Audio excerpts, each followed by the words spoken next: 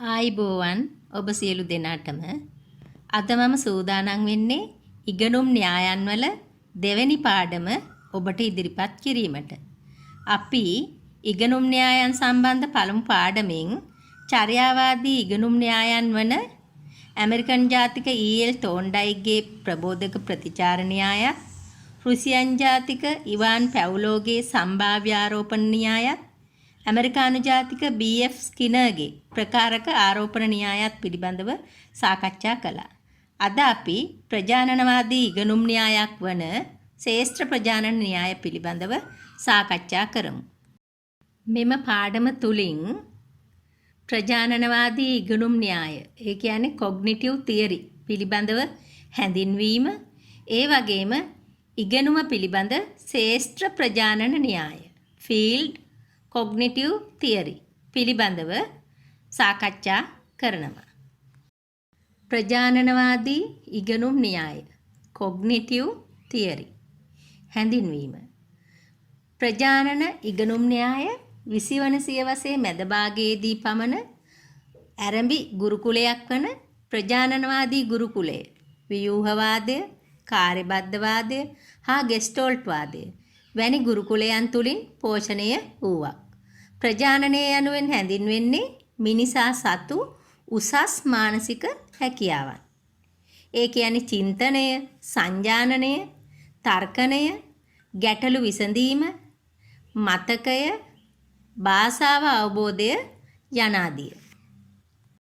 ප්‍රජානන මනෝවිද්‍යාඥයින් ලෙස බැට්ලර්, බ්‍රූනර් හා ජීන් පියාජේ ඉතා වැදගත් වෙනවා.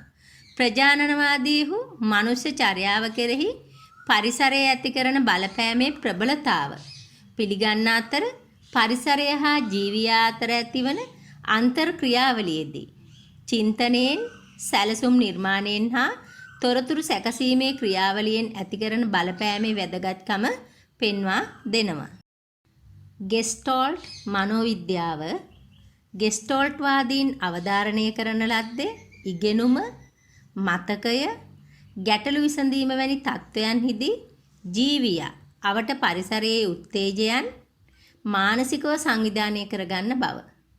මැක්ස් වර්තීමර්, කාට් කොෆ්කා, වොල්ෆ්හැංග් කොක්ලර් ආදීන් ගෙස්ටෝල්ට් පුරෝගාමීන් විදියට හඳුන්වා දෙන්න පුළුවන්. දැන් අපි චර්යාවාදී ඉගෙනුම් න්‍යායක් වන ශ්‍රේෂ්ඨ ප්‍රජානන න්‍යාය පිළිබඳව සාකච්ඡා කරමු. ශ්‍රේෂ්ඨ ප්‍රජානන න්‍යාය, ෆීල්ඩ් කොග්නිටිව් තියරි. මේ ගෙස්ටෝල්ට් න්‍යාය වශයෙන් හඳුන්වනවා. ශ්‍රේෂ්ඨ ප්‍රජානන මනෝවිද්‍යාඥයෝ ගෙස්ටෝල්ට් මනෝවිද්‍යා ගුරුකුලය නමින් හඳුන්වනවා. චර්යාවාදයට ප්‍රතිවිරුද්ධ ප්‍රතිචාරයක් වශයෙන් ගෙස්ටෝල්ට් වාදය පහළ වුණා.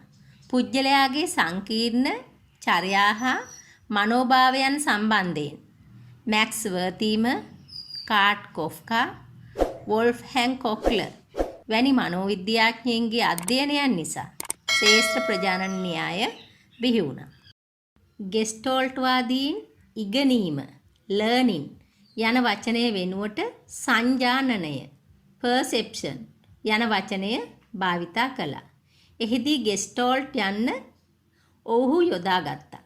ගෙස්ටෝල්ට් යන ජර්මන් වචනයෙන් දැක්වෙන්නේ සමස්තය, පූර්ණය, පූර්ණ රූපය, හැඩය, ආකෘතිය, රටාව, සංවිධිත ඒකකය යන අදහස්. මේ අනුව ඔවුන් පැහැදිලි කළේ සංජානනය කරන්නේ කිසියම් දෙයක කැබලි වශයෙන් නොව සමස්තය බව. සමස්තය සංජානනය කිරීම, ගැටලු විසඳීම වැනි අනෙක් කරුණුවලදී අදාළ වෙනවා. සමස්තය සංජානනය සඳහා රූපය හා පිටුතලය අවශ්‍ය බවත්, ප්‍රශ්න निराකරණයට ප්‍රතිවේදය අවශ්‍ය බවත්, එය අඳුරු කාමරයක ආලෝකයක් දැල්වීමක් හා සමාන බවත් ඔවුන් ප්‍රකාශ කළා.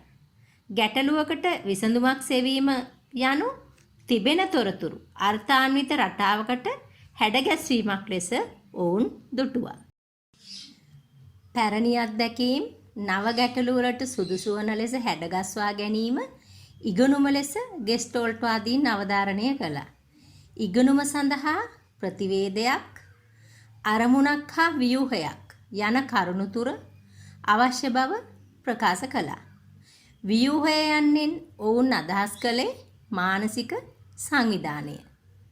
ගැටලු අවස්ථාවක් හා සම්බන්ධ වන රටාවක් දැකීමෙන් සමස්ත අවස්ථාවට ගැලපෙන පරිදි සංජානනය සකස් වෙන අතර එමගින් පුජ්‍යලයා දැනුමක් ලබන බව ඔවුන් ප්‍රකාශ කළා. පුජ්‍යලයා තුල පවතින මානසික සංවිධානයට අලුත් දේ එකතු කිරීමෙන් නව දැනුම ලැබෙන බව ඔවුන් පැවසුවා. ගැටලුව විසඳීමට දරන උත්සාහය නිසාම විසඳුම හදිසියේ පහළ වෙනවා. ප්‍රතිවේදයේවත් අන්තර්ඥානය ගැටලුව निराකරණයට උදව් වන බවත් මිනිසා මෙන්ම චිම්පන්සීන් වැනි සතුන්ද ගැටලු निराකරණය කරන්නේ මේ ප්‍රතිවේදයේ තුලින් බවත් ඔවුන් පැවසුවා. වරක් ගැටලුවක් निराකරණය කිරීමෙන් ලබන අත්දැකීම් ඒහා සමාන වෙනත් ගැටලුවක් निराකරණය කිරීමටද බලපාන බව. ඉගෙනුම බාහිර බලපෑම් ආශ්‍රිතව සිදුවන මානසික ක්‍රියාවලියක් බවත් ඔවුන් පෙන්වා දුන්නා. තෝන්ඩයික්, ස්කිනර් වැනි චර්යාවාදී මනෝවිද්‍යාඥයෝ පුජ්‍යල හැසිරීම් සමුදායත් ඒ අනුව වන ඉගෙනුම් ක්‍රියාදාමයන් බැහැරින් එන ආරම්මණවලට දක්වන ප්‍රතිචාරවලට සීමා කළා. එහි ප්‍රතිඵලයක් වුණේ පරීක්ෂණාගාරවල පරීක්ෂණයට ලක් වූ සතුන්ගේ තත්වයට මිනිසා පත්වීම. මෙම අදහස් වලට වෙනස් වූ මත ගෙස්ටෝල්ට් ගුරුකුලය විසින් ඉදිරිපත් කළා. තිරිසන් සතුන්ගේ ප්‍රබෝධක ප්‍රතිචාර ක්‍රියා බන්ධන ආශ්‍රයෙන් කළ අධ්‍යයනයන්ගේ ප්‍රතිඵල මනුෂ්‍යයා කෙරෙහි සාමාන්‍යකරණය කිරීම අයෝග්‍ය බවත් ඒ වෙනුවට මනුෂ්‍යයා තුළ ඇති මානසික ක්‍රියාදාමයට ප්‍රමුඛත්වයක් ලබා දිය යුතු බවත් මොවුන් ප්‍රකාශ කළා. සත්වචර්යාව පුහුණු කිරීමෙන් සකස් කළ හැකි වුණත් මනුෂ්‍ය චර්යාව අවබෝධයෙන් අධ්‍යයනය කිරීමෙන් ගොඩනැගෙන බව ගෙස්ටෝල්ට් වාදීන්ගේ අදහස වුණා. ගෙස්ටෝල්ට් වාදීන්ට අනුව මනුෂ්‍යයා කියලා කියන්නේ බීජගණිතය උගන්නා තාර්කික, විචාරශීලී, කාර්යක්ෂම, නව අත්දැකීම් ලබන, සිතාමතා තීරණවලට එළඹිය හැකි, යුක්ති ප්‍රතිපාදනයෙහි නියුතු සමාජීය ජීවිතයක් ගෙවන, කලා සෞන්දර්ය අගය කරන, වරක් කළ දෙයක් තවත් බොහෝ අවස්ථාවල කිරීමට ශක්තිය ඇති බුද්ධිමත් සත්වයෙක්. මිනිසෙකුගේ සංකීර්ණ ඉගෙනුම් ක්‍රියාදාමය ප්‍රබෝධක ප්‍රතිචාර මගින් පමණක් විස්තර කළ නොහැකි බව ඔවුන් පැවසුවා. ඒ අනුව අප යා යුත්තේ සමස්තය වෙත බවත් ඒ තුලින් පුජ්‍යලයාගේ ඉගෙනුම් ක්‍රියාදාමය සංජානනය හා චින්තන ක්‍රියාවලිය හා සම්බන්ධ කර විග්‍රහ කළ හැකි බව ඔවුන් දැක්වුවා. දැන් අපි ශේෂ්ත්‍ර ප්‍රජානන න්‍යායයේ මූලධර්ම මොනවාදයි බලමු. Principles of Field Cognitive Theory. පළවෙනි එක තමයි ප්‍රතිවේදී ඉගෙනුම. ඒ කියන්නේ යමක් සංජානනය කිරීමෙන් අනතුරුව එකවර පහළවන බුද්ධිමය හැකියාව. චර්යාවාදීන්ට අනුව ඉගෙනීම ලබන්නේ දක්වන ප්‍රතිචාරය අනුව. නමුත් ශේෂ්ත්‍ර ප්‍රජානනවාදීන්ට අනුව ඉගෙනීම ලබන්නේ ප්‍රතිවේදයේ පහළ වීමෙන්. කොක්ලර් විසින් චිම්පන්සියෙකු යොදාගෙන ඉගෙනුම සිදුවන ආකාරය පිළිබඳව පරීක්ෂණ කළා. අපි දැන් ඉන් අවස්ථා කීපයක් පිළිබඳව විමසා බලමු. පළමු අවස්ථාවේදී චිම්පන්සියෙක් කූඩුවට දාලා කූඩුවට පිටතින් අඩි කීපයක් ඈතින් කෙසෙල් ගෙඩි තැබුවා. එපමණ දිගට කෝටුවක් කූඩුව ඇතුලෙන් තිබ්බා.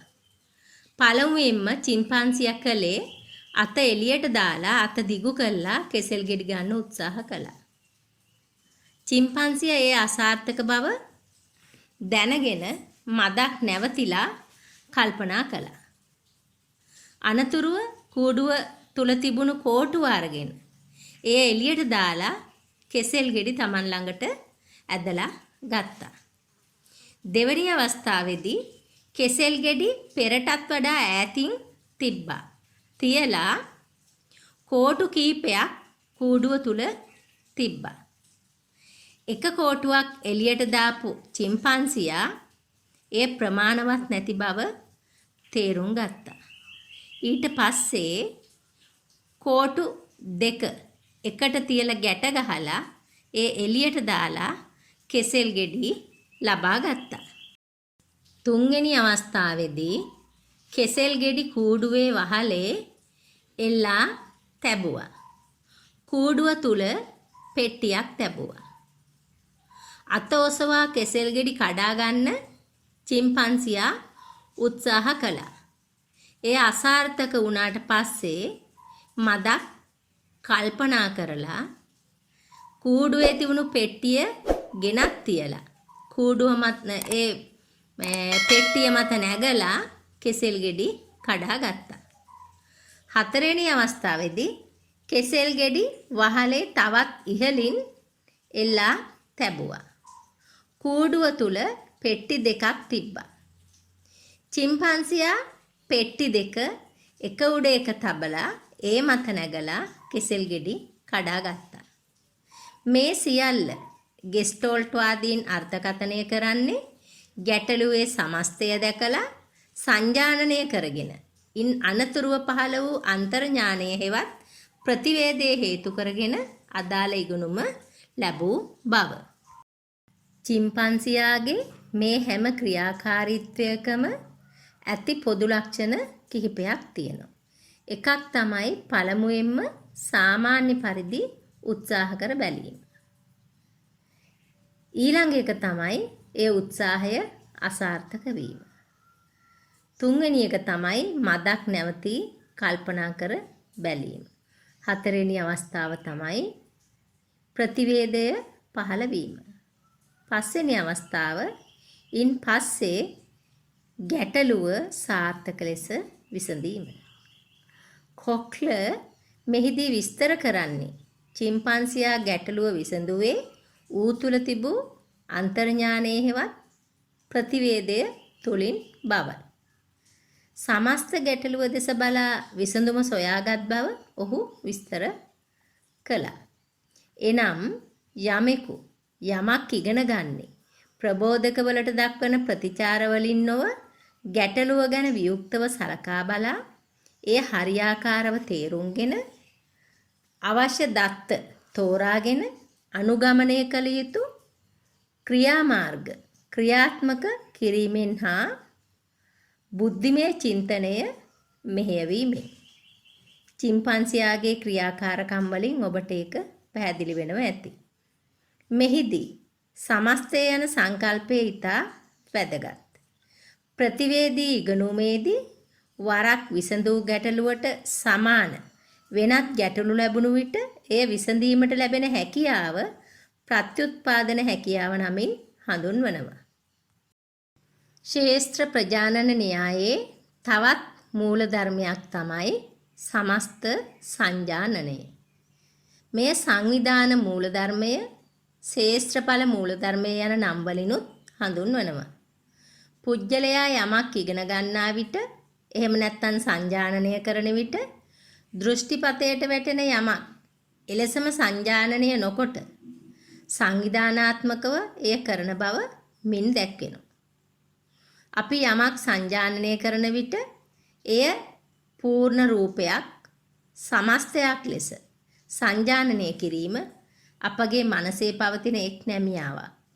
සංජානනය කරන වස්තුවට යම්කිසි ආකෘතිමය ස්වરૂපයක් ආරෝපණය කිරීම මනසේ ස්වභාවයක්.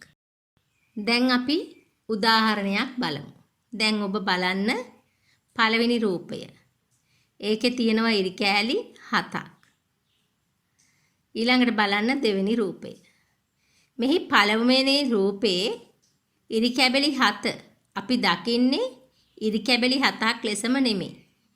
එහි මුල් සිරස් රේඛා 6 යුගල 3ක් විදියෙනුත් කෙළවරේ තියෙන රේඛාව තනි රේඛාවක් විදියටත් අපි සංජානනය කරනවා. දෙවැනියට තියෙන රේඛා අපි දකින්නේ වම් පසින් අඩ චතුරස්‍රයක් දකුණු පසින් අසම්පූර්ණ චතුරස්‍ර 3ක් විදියට. එසේ වෙන්නේ යම් කිසි රටාවකට සංවිධානාත්මක සැලැස්මකට යමක් දැකීමට අපගේ මනසේ ඇති සහජ නැමියාව නිසා.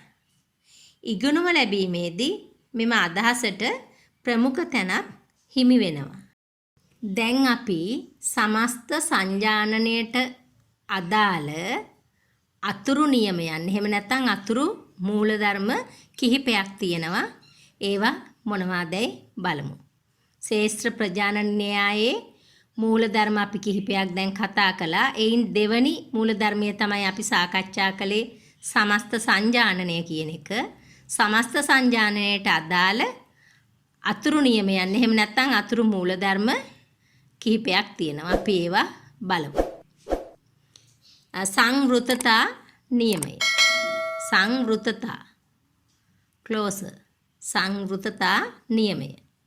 මින් පැහැදිලි වෙන්නේ යම්කිසි අඩුතැන් සහිත වස්තුවක් වුණත් එකී අඩුව මානසිකව සම්පූර්ණ කොට දැකීමට පුජ්‍යලයා පෙළඹෙන බව. මේ මානසික ප්‍රවණතාවක්. ග්‍රහතාරකා සමූහය සූර්යග්‍රහ මණ්ඩලය ලෙස දැකීමට පුජ්‍යලයාගේ මානසික නැමියාවක් තියෙනවා. දැන් ඔබ පොඩ්ඩක් බලන්න මේ රූප සටහන් දිහා. පළවෙනි රූප සටහනේ හිඩැස් තිබුණත් අපි ඒක සංජානනය කරන්නේ තරුවක් විදියට. දෙවෙනි එක ත්‍රිකෝණයක් විදියට. තුන්වෙනි රූපය සම චතුරස්‍රයක් විදියට.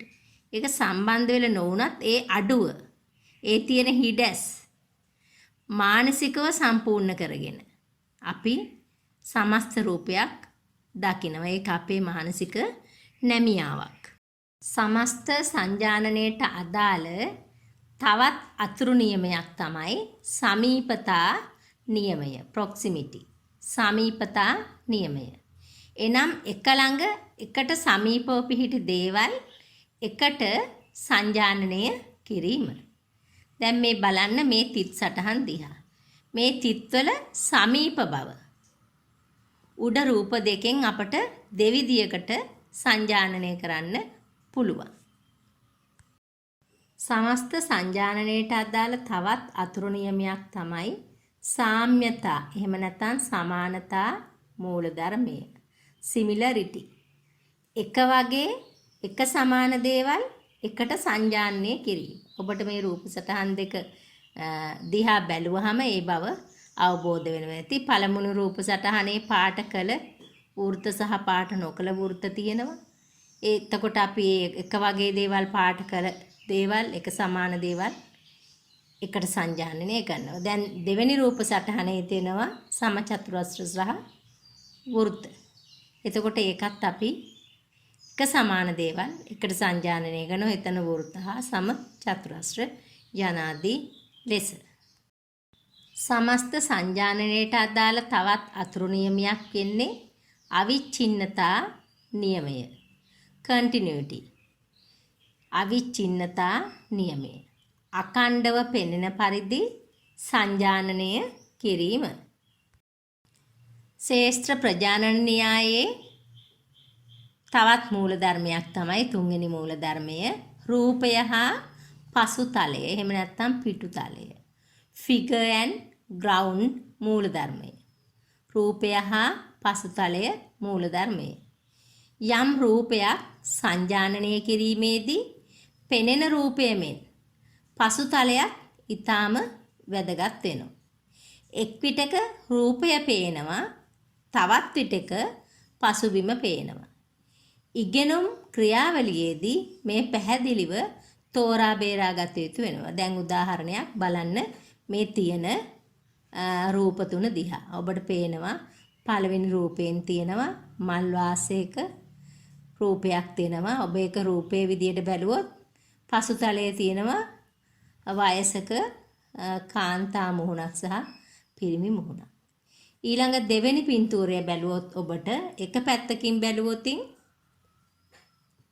පක්ෂියෙකුගේ රූපයක් බලන්න පුළුවන්. අනිත් පැත්තෙන් ඔබ බැලුවොත් හාවෙකුගේ මුහුණක් පේනවා. එක්වරක රූපය තවත් වරක පිටුතලයේ බවට එහෙම නැත්නම් පසුබිම බවට පත් වෙනවා. දැන් තුන්වෙනි රූපය දිහා ඔබ බැලුවොත් ඔබ රූපයේ විදියට දැක්කොත් අත පසුතලයේ වෙනවා කකුල් දෙක. ඔබ පසුතලයේ විදියට කකුල් දෙක දැක්කොත් රූපය අත විදියට ඔබට දැක ගන්න පුළුවන්. ඒක නිසා වර එක රූපය තවත් වරක පසුතලයේ විදියට අපට පේනවා. රූපය සහ පසුතලය සඳහා උදාහරණ කීපයක් පින්තූර කීපයක් මේ දිස් වෙන්නේ. පළවෙනි එකේ ඔබට පේනවා ඇති තියෙනවා පහනක්. ඒ වගේම කාන්තා රූපයක්. ඊළඟට ගහක රූපයක් පේනවා ඔබට. ඔබ රූපය විදියට ගහ දැක්කොතින් පසුතලයේ විදියට ඔබට පේනවා මුහුණු දෙකක්, සත්ව මුහුණු දෙකක්. ඔබ ඊළඟට මේ සුදු පැහැති මල් වාසයක දැක්කොත් රූපයේ විදියට පසුතලයේ විදියට ඔබට මුහුණු දෙකක් පේනවා.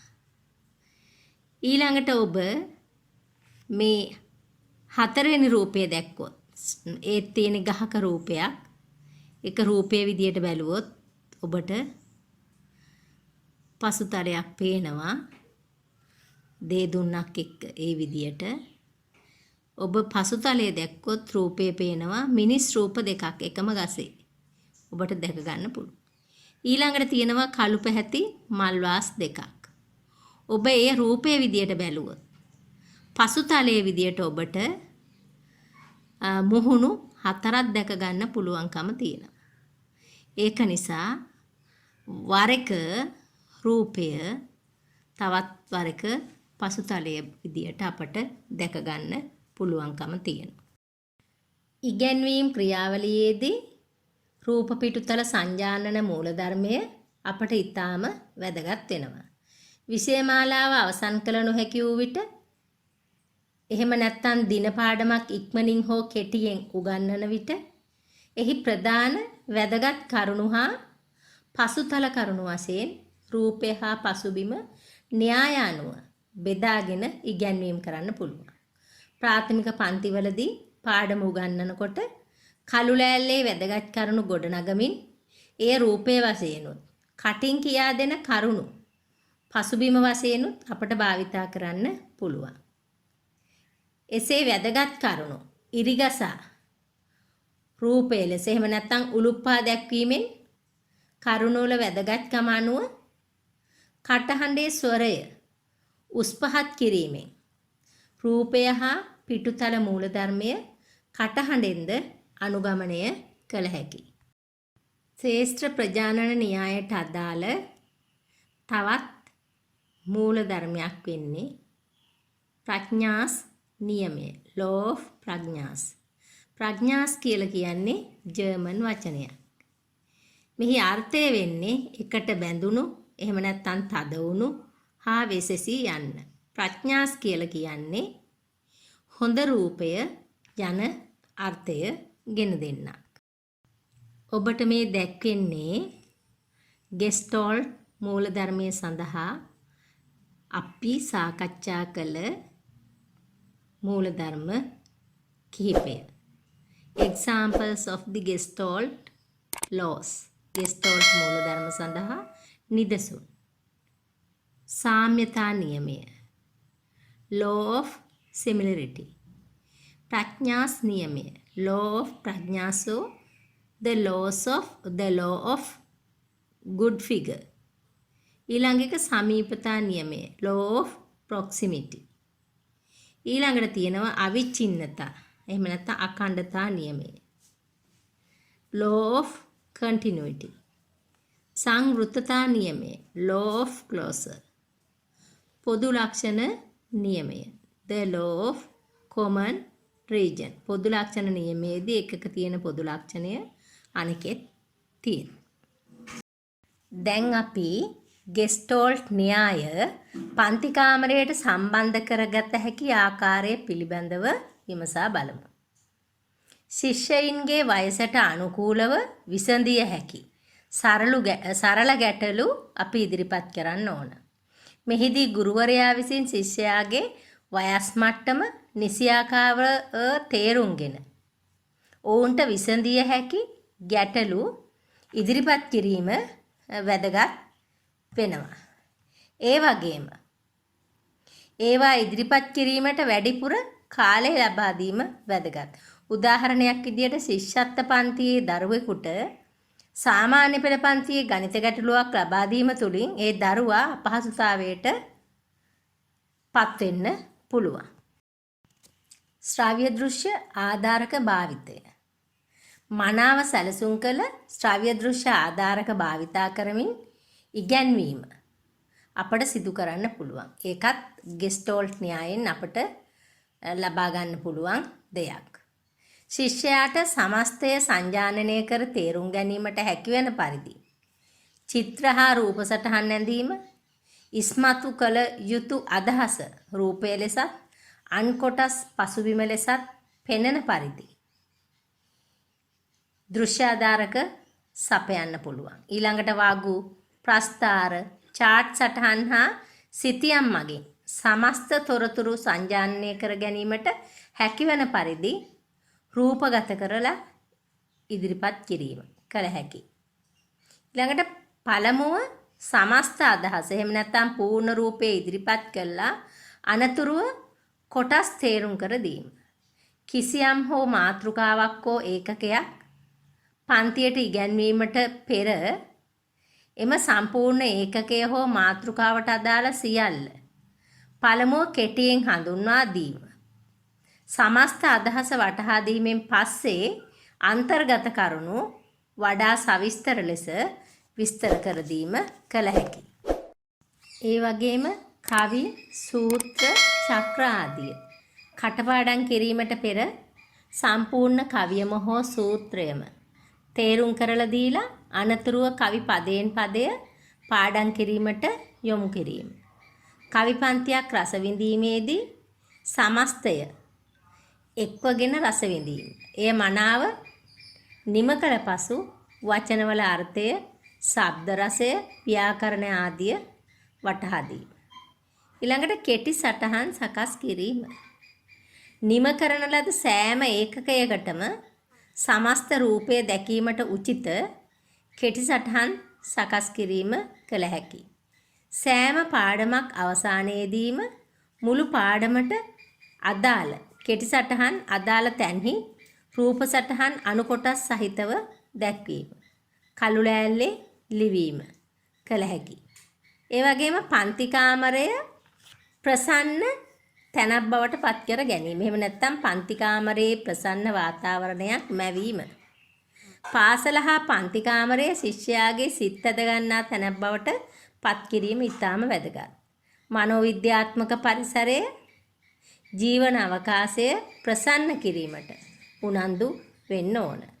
ගුරුවරයා ශිෂ්‍යයන්ට ධනාත්මකව සලකන්න ඕන. ශිෂ්‍යයින්ගේ දක්ෂතා අගය කරන්න ඕන. අසීරු කාර්යයන් හා අභියෝග ජයගත්තහම ඒවා ධනාත්මකව උපස්තම්භනය කළ යුතුය. ගෙස්ටෝල්ට් න්‍යාය පන්ති කාමරයට යොදාගත හැකි තවත් අවස්ථාවක් තමයි මතුවන නව සිතිවිලි හා යෝජනා ඉදිරිපත් කිරීමට පෙළඹවීම. ගුරුවරයා විසින් ශිෂ්‍යයා තුළ ඇති නව සිතුවිලි, නිර්මාණාත්මක හැකියාවන්, නව සූත්‍ර ආදිය ඉදිරිපත් කිරීමට ශිෂ්‍යයා පෙළඹවීම ඉතාම වැදගත්. නිදර්ශනයක් වශයෙන් ශිෂ්‍යයින්ගේ නව අදහස්, උපකරණ හා නිර්මාණ එළි දැක්වීමට ප්‍රදර්ශන, තරග, වැඩමුළු ආදිය සංවිධානය කරන්න පුළුවන්. ඒ වගේම පාසල් ගැටලු හා සමාජ ගැටලු වලට යෝජනා ඉදිරිපත් කිරීම. ශිෂ්‍යයා තමන් ඉගෙන ගන්නා පාසලේ අවට ප්‍රජාවගේ සමාජයේ ගැටලු හඳුනාගෙන එහි ස්වરૂපය, හේතුව හා විසඳුම් පිළිබඳව කල්පනා කර සමස්ත ගැටලුව අධ්‍යයනය කර විසඳුම් ඉදිරිපත් කිරීමට පන්ති කාමරය තුලින් ගුරුවරයා විසින් අවස්ථාව සලසා දීම කළ හැකියි. ගෙස්ටෝල්ට් න්‍යාය පන්ති කාමරයට යොදාගත හැකි. තවත් අවස්ථාවක් වෙන්නේ ගුරුවරයා උගන්වන ක්‍රියාපටිපාටිය පිළිබඳව සැලකිලිමත් වීම. පන්ති කාමරය තුලදී ශිෂ්‍යයාට උගන්වන පාඩම්වලදී කරුණු ලිහිල් කිරීම, ශිෂ්‍යයනුත් පාඩමට සම්බන්ධ කර ගැනීම, ශිෂ්‍යයින්ගෙන් පාඩම පිළිබඳ ප්‍රශ්න නගමින් විවිධ කවි, කතන්දර ඉදිරිපත් කිරීම තුලින් ශිෂ්‍යයින්ගේ බුද්ධි ව්‍යුහයන්, ඒ කියන්නේ ස්කිමාවන් සංවිධානය කර සංවර්ධනය කර ගැනීමට ඉඩ සලසන්න පුළුවන්. බොහොම ස්තුතියි ඔබ සියලු දෙනාටම. නැවතත් මෙවන් පාඩමකින් අපි හමු වෙමු.